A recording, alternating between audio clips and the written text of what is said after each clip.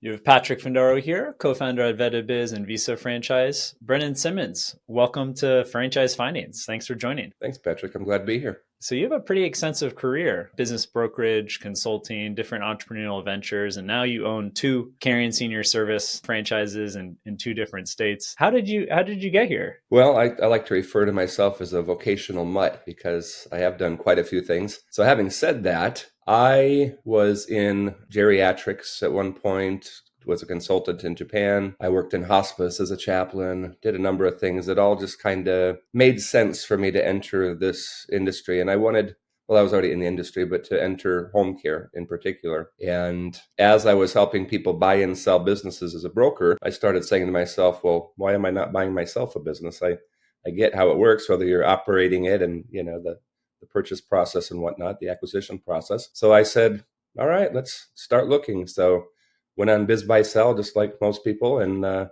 found a franchise. And I was quite reticent to purchase a franchise. In my mind, it was too constricting.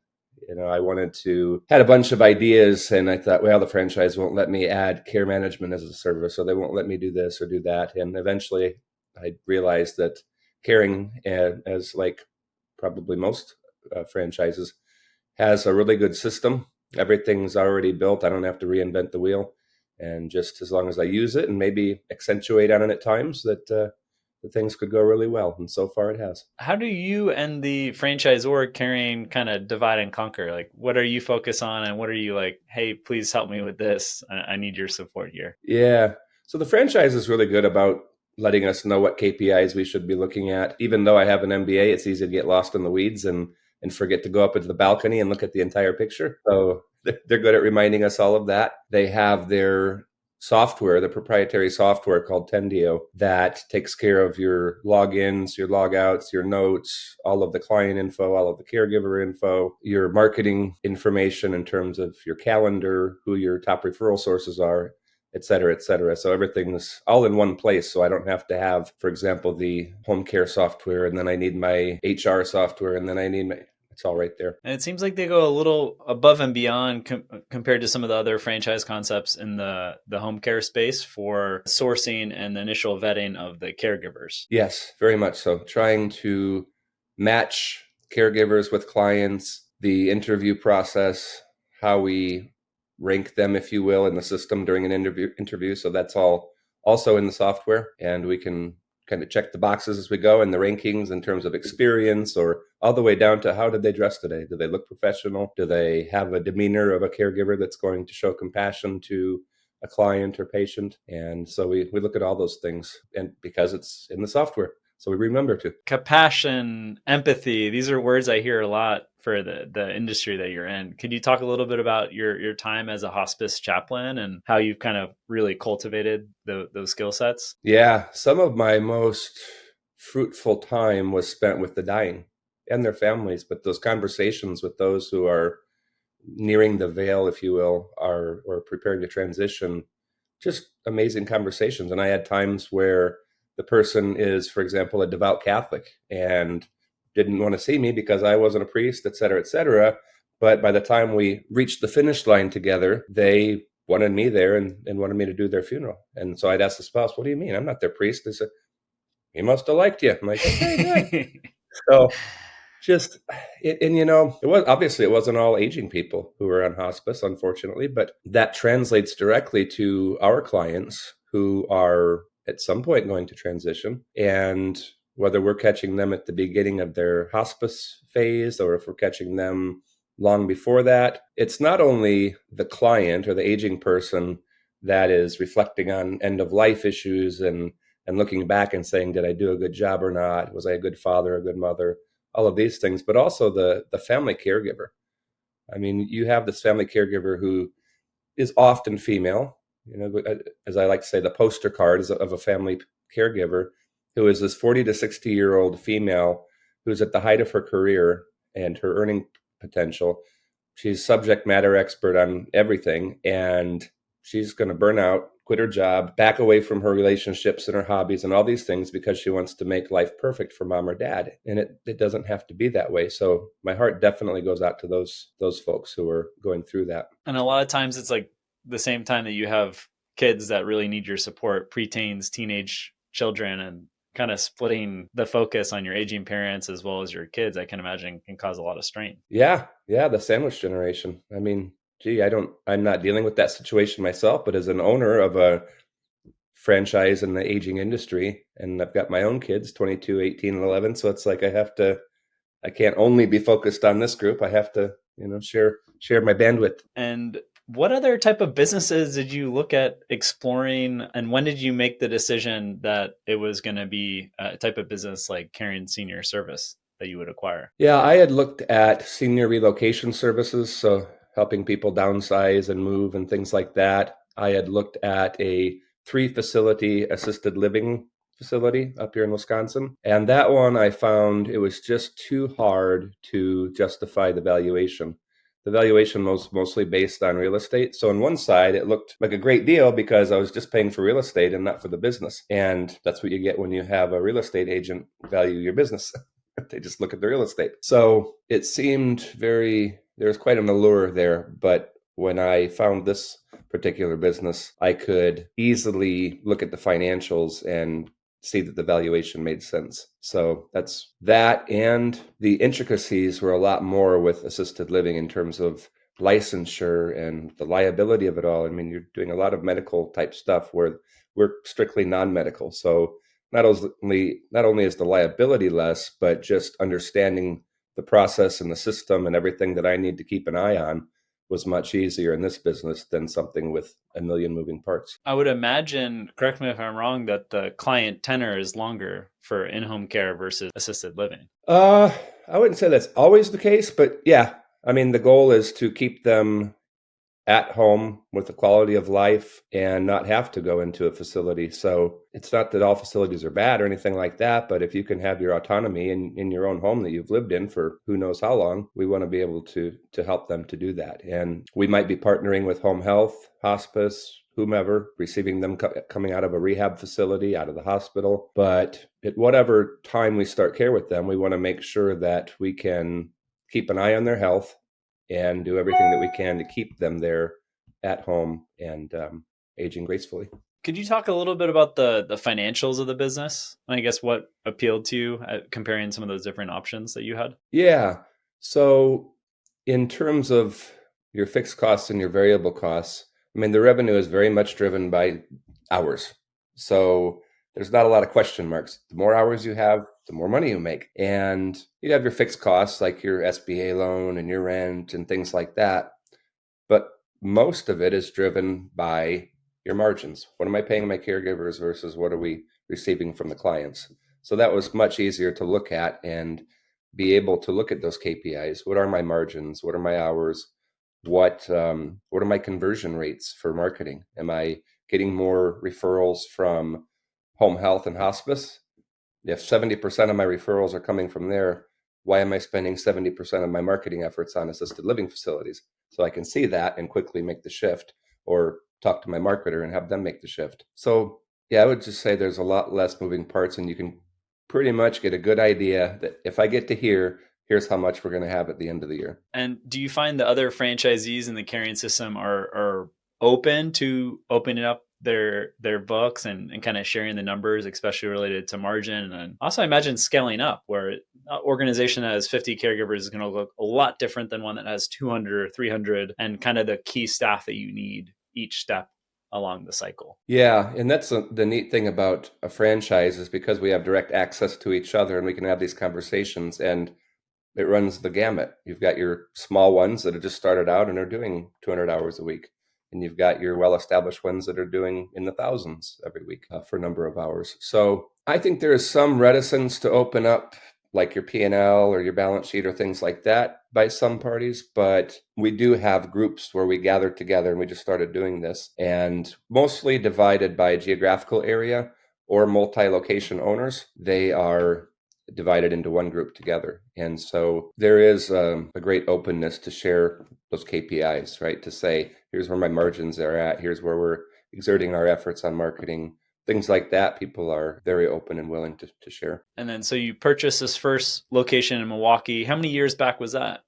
No, not years. It was September of last year. Yeah. And then And then tell me, and then the Utah, was that an acquisition or a ground up Yes. development? Yeah, acquisition in December. So So things you moved went back quickly. to I back. Why not give it more runway and make sure that you were comfortable with the carrying system?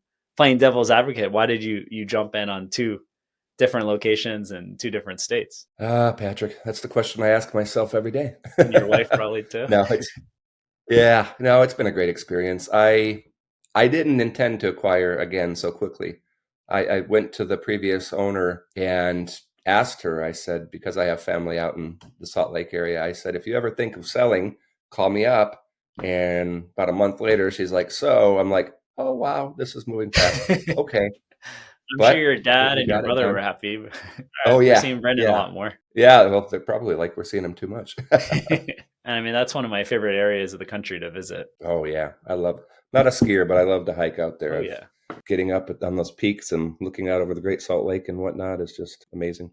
Any advice for would-be business owners on the business acquisition side, as opposed to just opening a franchise from zero? Like, I guess taking a step back from what I've seen, if you've never run a business before, it can be pretty daunting. It might not be the best to just go into acquiring a business. I'm curious to hear your thoughts. Yeah, I am a huge proponent of acquiring an existing business. And if somebody doesn't have experience operating a business, maybe they were a CFO and they have financial acumen, but they've never dealt with operations. Surround yourself by people who do. Lean on headquarters, and that's a benefit of having a franchise because you have those people who you can go to and seek advice from and say, "Hey, I really don't get this facet of my business. Help me understand." The reason I would always encourage people to acquire rather than to build, and there are books on this, buy then build and stuff like that, is you are buying cash flow from day one. So the way I look at it is, for example, if you're investing in stocks, say those stocks are traditionally trading at 15 to 17 times forward earnings, eventually there's going to be a correction and you don't know where they're going or what they're going to do. If you have a business that's been operating, say, for 10 years and they've been throwing off cash flow and they're profitable, there's a pretty good chance that your survival rate's going to be pretty good. And you purchase that business for 3 to 5 times your EBITDA or your seller's discretionary earnings. So from a safety point or a risk stance, there's a lot less risk.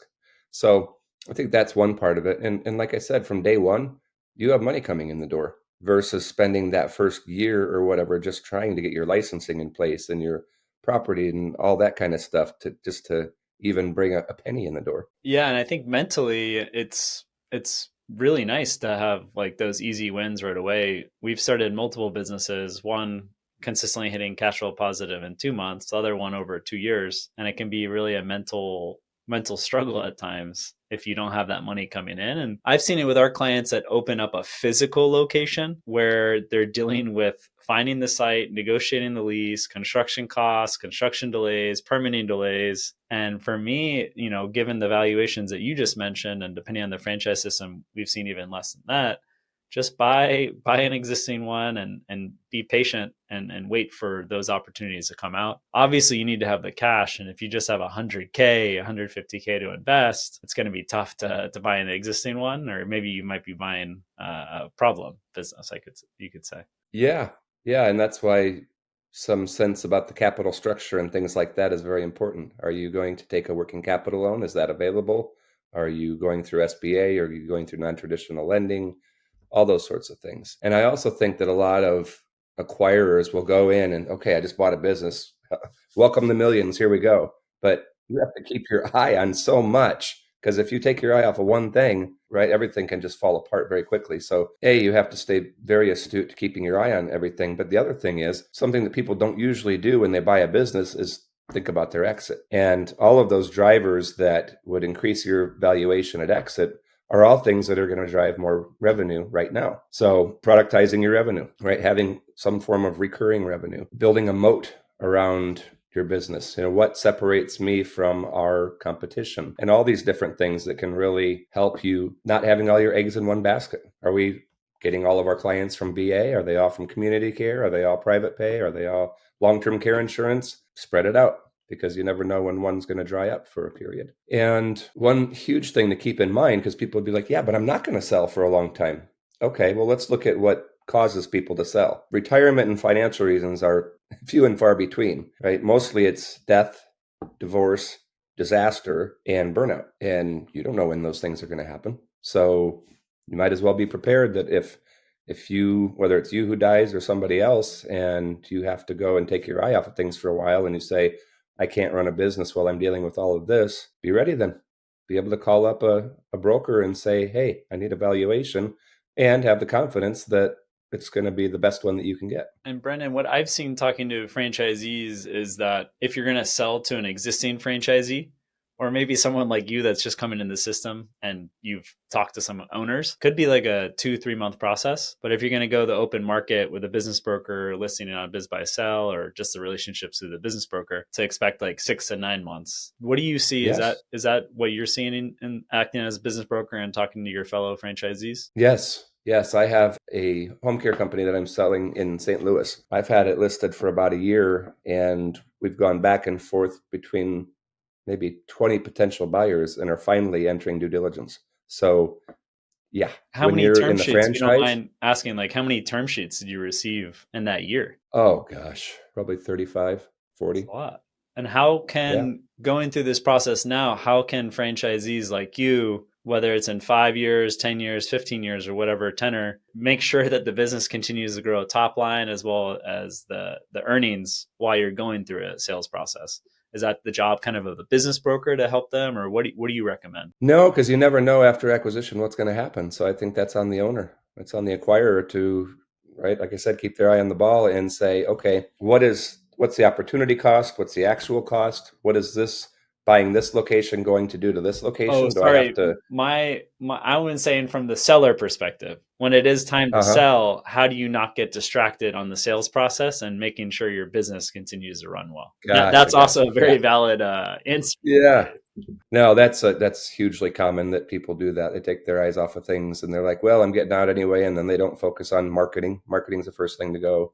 And yeah. So I think mostly keeping in mind that this can and most likely will be a long process. So if you want this business to be valued a year from now, when likely you're really gonna get the offer that you want, compared to today, you're gonna have to stay on it, whether it's you operating it or your staff. Don't start slipping. Don't start losing care of your staff so that they jump ship or just develop apathy or burnout.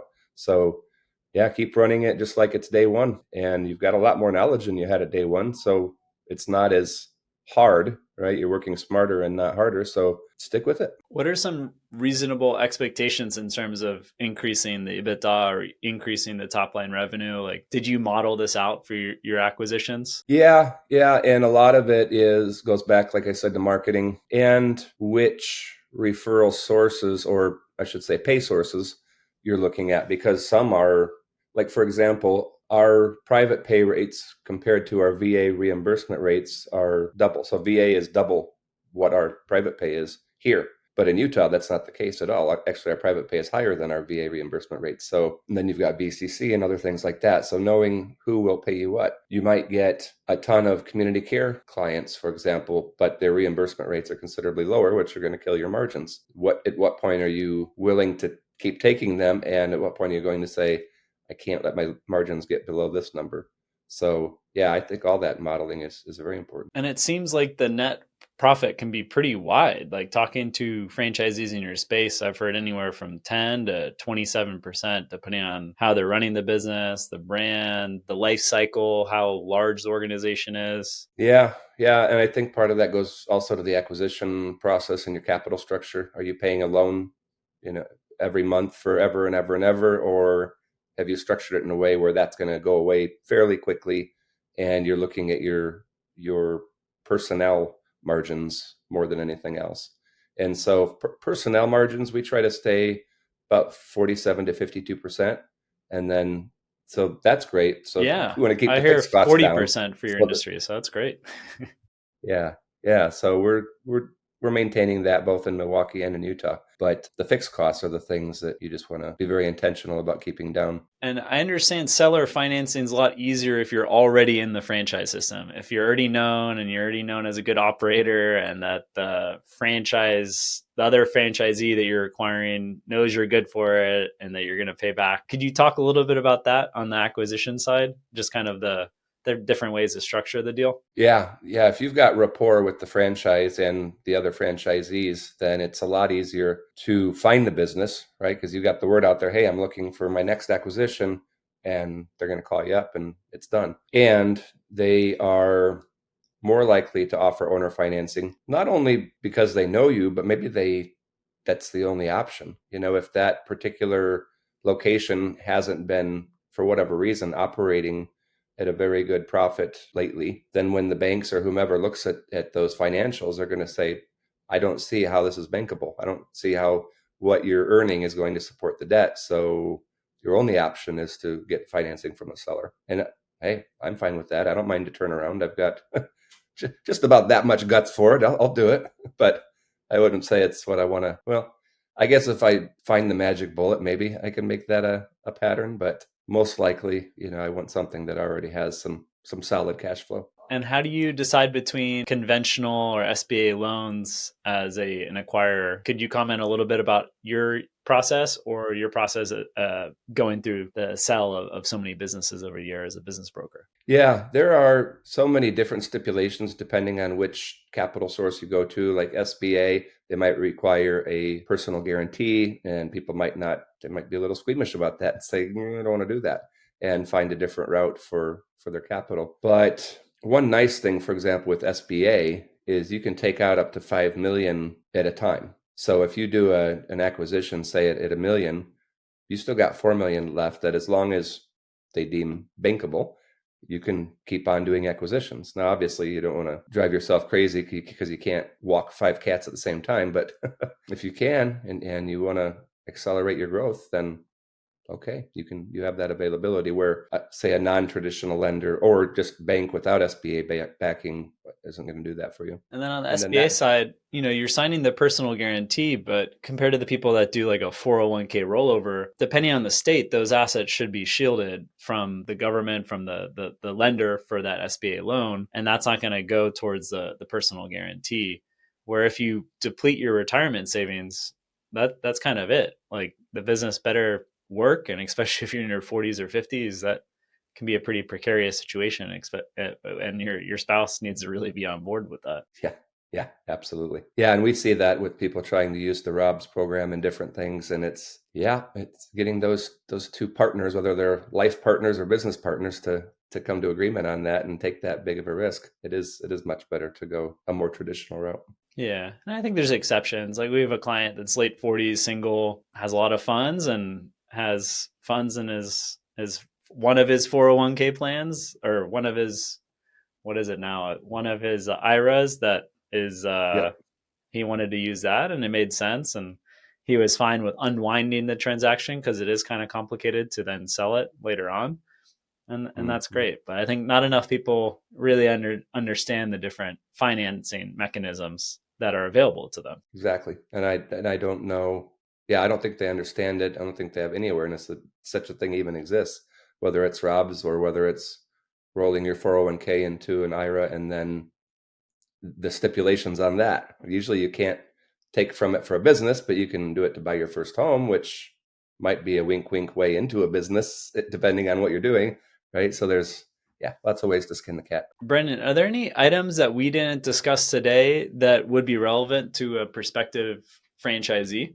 Let's see. Good question. I think trust the system. Trust the system that the franchisor has created, because they've been doing it for a long time and have hit their head against the wall plenty of times. So you don't have to go and start find the nearest wall and start smacking your head. And keep your eyes open. And I think the key to that process is asking the right questions, both of the franchisor and of yourself. What am I curious about right now? What am I seeing? What am I noticing about myself or those around me? Different things like that, to keep that posture of curiosity and not get hardened into saying, oh yeah, I got it all. I know what's going on. Or I don't trust the franchisor because they just they just want me to make more money so they can steal my royalties or whatever, right? It's like, hey, fine. If they make more money, it means you're making more money. So there's a Growing the benefit pie. to it. Yeah.